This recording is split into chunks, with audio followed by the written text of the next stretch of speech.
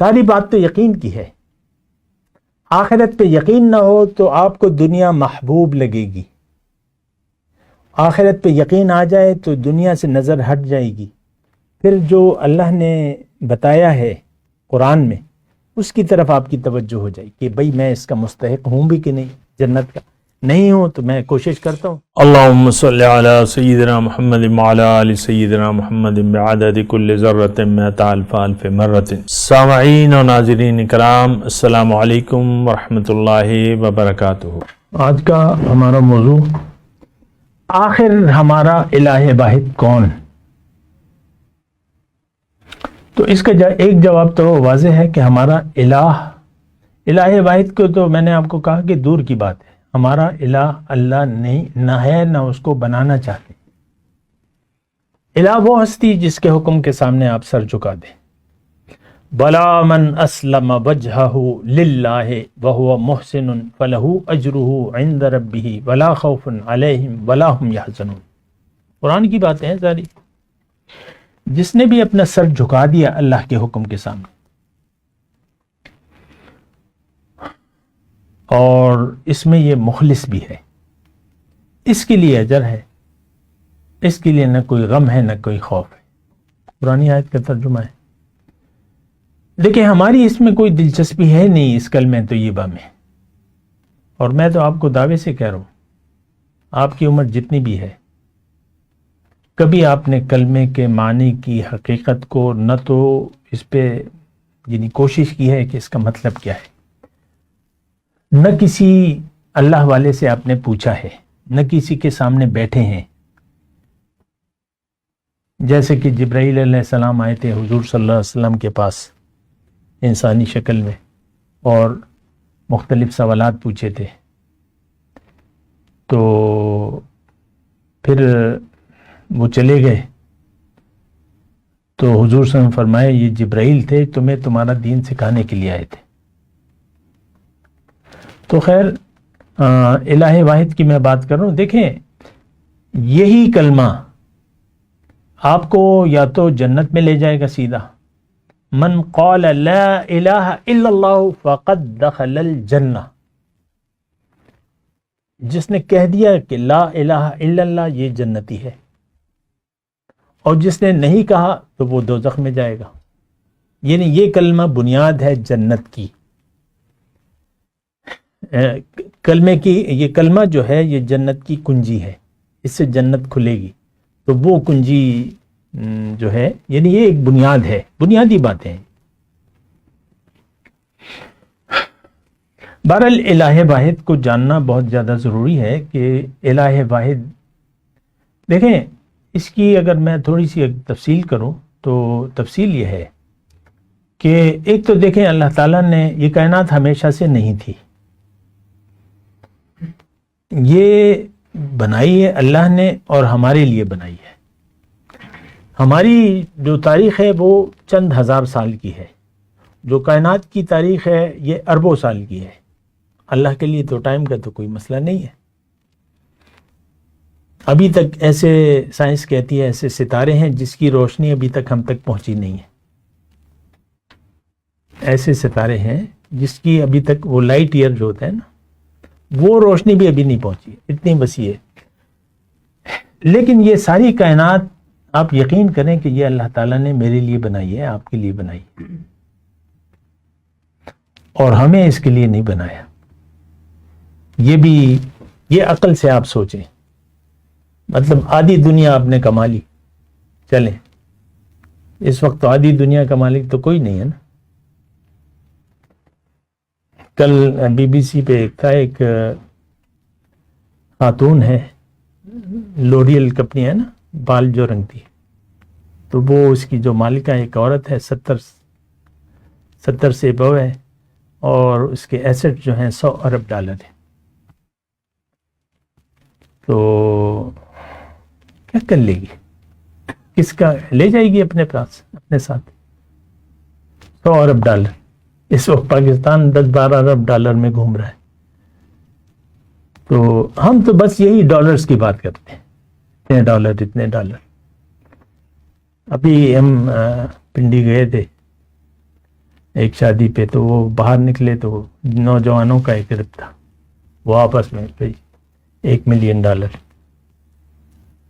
تو بس میں نے گزرتے ہوئے ایک بات سنی میں سے، ایک گروپ تھا جو نوجوانوں کا، ہماری بات بس صرف دنیا تک محدود ہے۔ یہ بہت خطرناک سوچ ہے،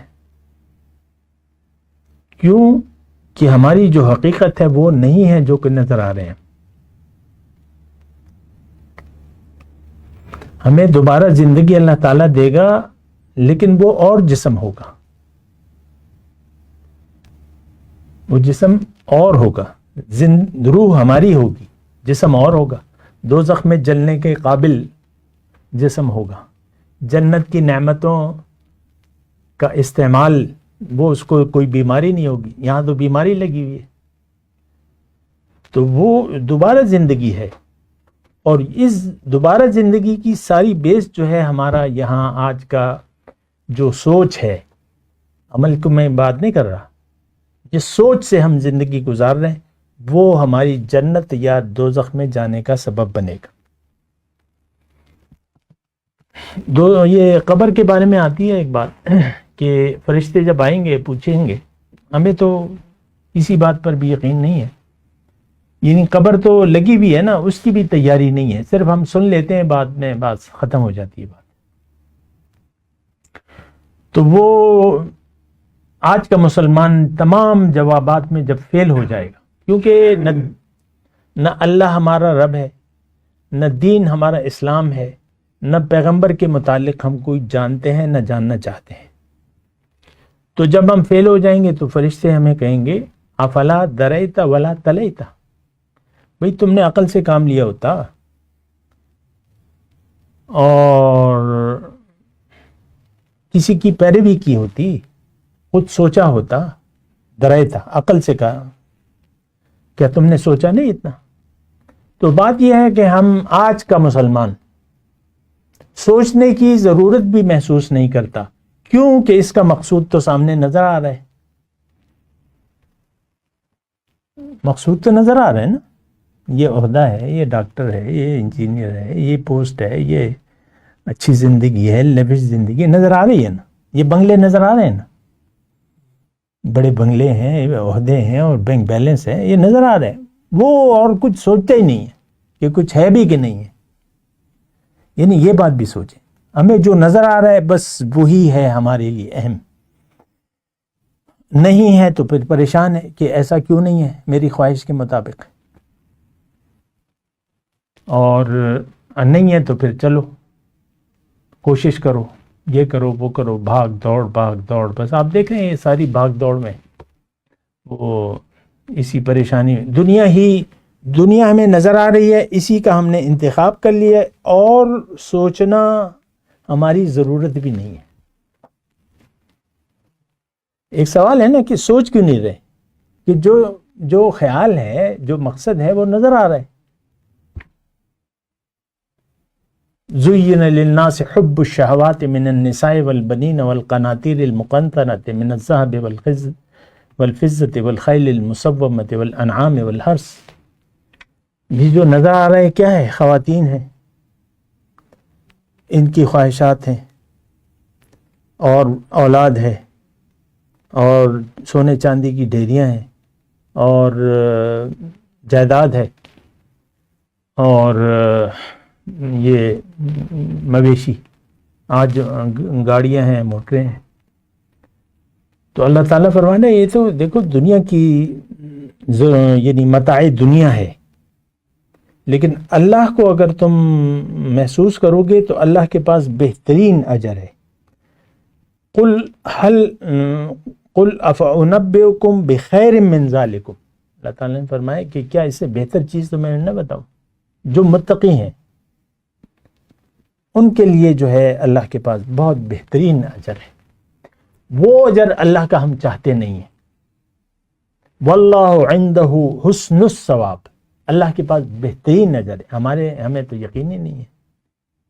ساری بات تو یقین کی ہے، آخرت پہ یقین نہ ہو تو آپ کو دنیا محبوب لگے گی، آخرت پہ یقین آ جائے تو دنیا سے نظر ہٹ جائے گی، پھر جو اللہ نے بتایا ہے قرآن میں اس کی طرف آپ کی توجہ ہو جائے کہ بھئی میں اس کا مستحق ہوں بھی کہ نہیں، جنت کا نہیں ہوں تو میں کوشش کرتا ہوں، اور کوشش کیا ہے بھئی جو تم کر سکتے وہ کرو،